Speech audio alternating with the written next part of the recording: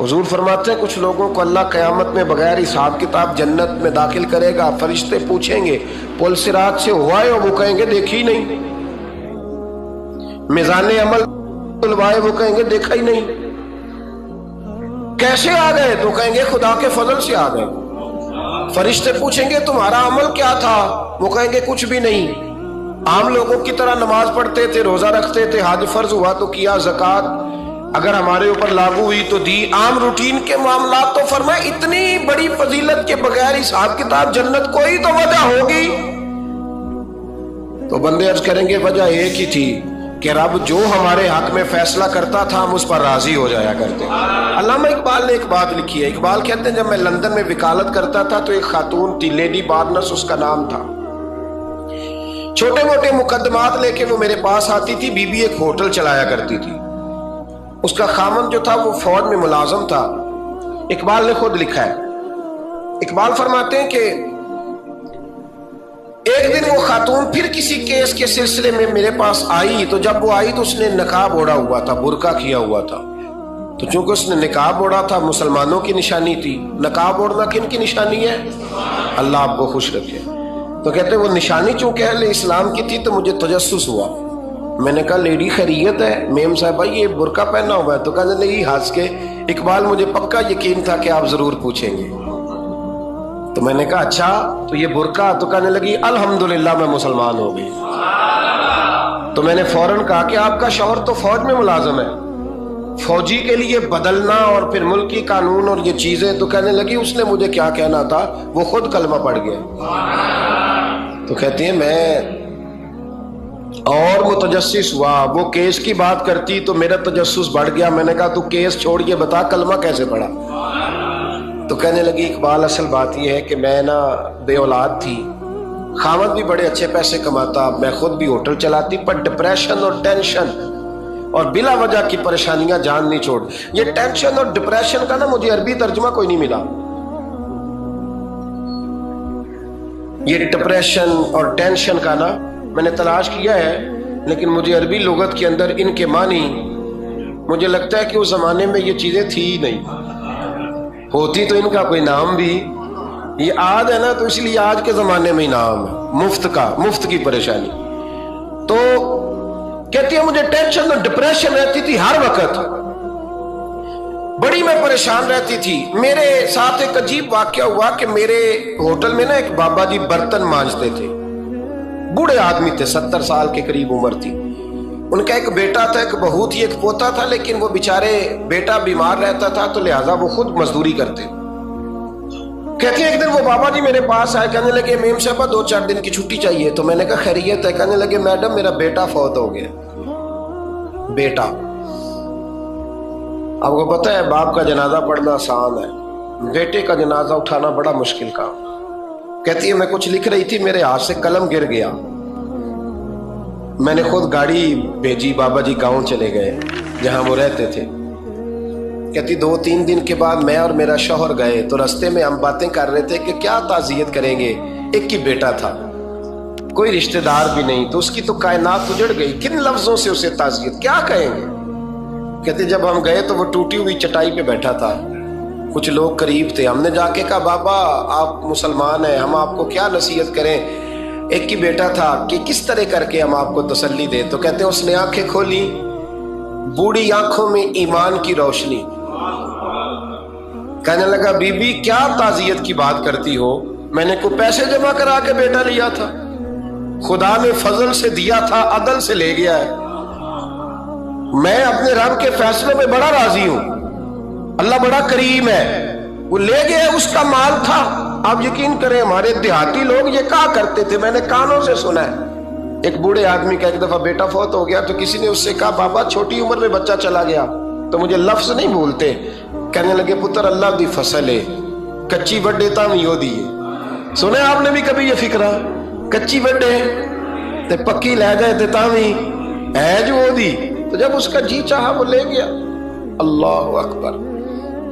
वो खातून कहती है कि वो बाबा जी से मैंने कहा कि चलो आप 1 महीने की छुट्टी कर ले। तो कहने लगा नहीं मैडम मैं मुसलमान हूँ, मुफ्त की रोटी नहीं खाता, मजदूरी करके खाता हूँ, मैं इंशाल्लाह 2-3 दिन के बाद काम पे आ जाऊंगा। कहते हैं वो चंद दिनों के बाद आ गया। अल्लाह की कुदरत के अभी 2-3 माह गुजरे थे, फिर आया। मैडम छुट्टी चाहिए कुछ दिनों की। मैंने कहा खैरियत है? कहने लगे वो मेरी बहू भी हार्ट अटैक से फौत हो गई। कहते अब मैं भी तड़प गई और ईसाई हो के मेरी आंखों में आंसू आ गए। मैंने कहा घर का दरवाजा बंद हो गया, अब ये बेचारा क्या करेगा। वो अपने शौहर के गम में हार्ट अटैक से फौत हो गई। कहते हम फिर 2-3 दिन के बाद ताज़ियत के लिए गए। फिर टूटी हुई चटाई, बूढ़ा ना अपनी उंगलियों से जमीन पर कुछ बना रहा। कहते करीब गई और मैंने जाके कहा बाबा अब तो तसल्ली आपने खुद ही करनी है, जो निजाम था वो तो हो गया। तो कहते हैं फिर उसने आंखें खोली, आसमान की तरफ देखा तो कहने लगा बेटी कोई परेशानी नहीं, मेरा बेटा बगैर शादी के भी तो फौत हो ही सकता था। बस मेरे मालिक ने जब चाहा जैसे चाह हुआ। मैं इंशाल्लाह 2-4 दिन के बाद काम पे आऊंगा। ये मेरा 3-4-5 साल का पोता है, अभी स्कूल दाखिल हुआ है, मैं साथ ले आऊंगा। वहां मेरे साथ ऊपर क्वार्टर में जहां मैं रहता हूं ये भी रहेगा।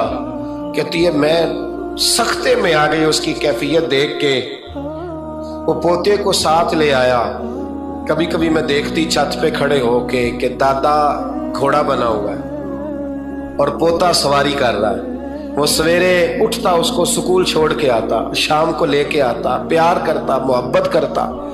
तीसरी मंजिल पर हमने क्वार्टर दिया हुआ था, वहां दादा पोता रहते। अल्लाह तू बड़ा बेनियाज है। कहती है इकबाल एक दिन ना पोता ऊपर वाली मंजिल पे खेल रहा था, उसका पैर फिसला, वो गर्दन के बल जमीन पे गिरा। मुझे खबर हुई तो मैं दौड़ी, एम्बुलेंस मंगाई। खून से लिथड़े हुए उस बच्चे को दादे ने अपनी गोद में रखा। और जब हम अस्पताल की तरफ गए तो हॉस्पिटल बाद में आया, जनाबे इजराइल पहले आ गए और कहते हैं वो गोद में दम तोड़ गया। फिर दादे ने उसे अपने हाथों से गुस्ल दिया।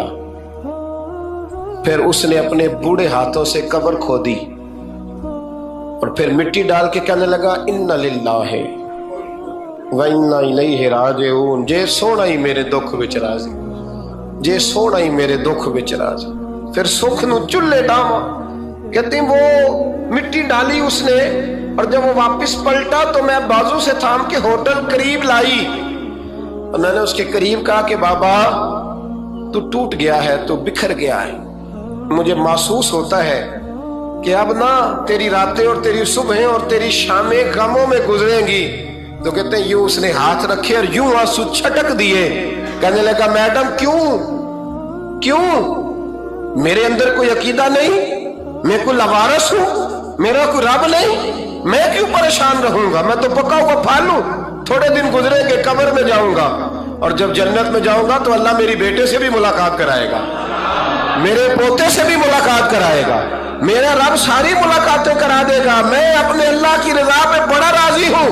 वो खातून कहती है मेरा और मेरे शौहर का कलेजा फटने लगा। मैंने कहा बाबा ये जज्बा कहां से मिलता है, ये सुकून कहां से आता है, ये कैफियत कैसे मिलती है। मुझे कहने लगा तूने लेनी है। मैंने कहा तो कहने लगा तू भी गुंबद खजरा वाले नबी का कलमा पढ़ जा, तू भी रसूलुल्लाह का कलमा पढ़ जा।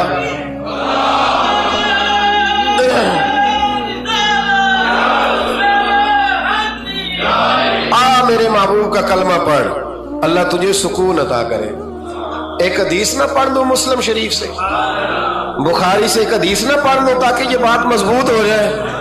हजरत अबू तलहा रदी अल्लाह ताला, बेटा शदीद बीमार, मजदूर आदमी थे, कई दिनों से घर थे।